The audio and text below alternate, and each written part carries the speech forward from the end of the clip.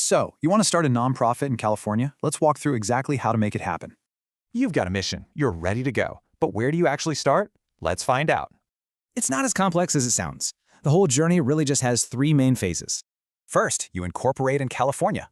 Then, get your federal tax-exempt status. And finally, wrap up state compliance. All right, let's talk money. The basic state filing fee? It's surprisingly low, just $30 to start. And how long does that first step take? Well, standard processing is usually about 2 to 4 weeks. Okay, here's the big wait. Getting your 501c3 from the IRS, that's going to take 3 to 6 months. So, let's put it all together. This timeline gives you a bird's-eye view of the entire process. All right, let's dive into phase 1, creating your California entity. There are 4 key steps right here. Your articles of incorporation are basically the birth certificate for your nonprofit. It's the doc that makes it real.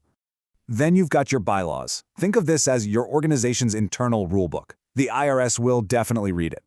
You also need a board of directors and a federal EIN. That EIN is kind of like its social security number. Okay, entities created. Now for phase 2, getting that crucial 501c3 status from the IRS. Now you've got a really important choice here. The easy form is way simpler, but you have to qualify. And this brings us to a super common mistake. Federal approval is not the end. You still have California filings. Yep, you have to file with the state's franchise tax board and register with the Attorney General. So how do you avoid getting stuck? Let's cover the big mistakes that cause delays or rejections. Mistake number 1, a vague purpose. Your mission has to be super specific and meet IRS 501c3 rules. Next up, a missing policy.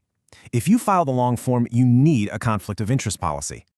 Another big one, using the wrong form. Filing the EZ when you don't qualify just wastes a ton of time. And please, don't forget this. Skipping the final state steps. Federal approval is not the last thing you do.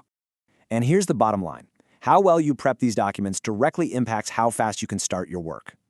So there you have it, the complete roadmap. The path from idea to impact is clear. Now, what's your first move?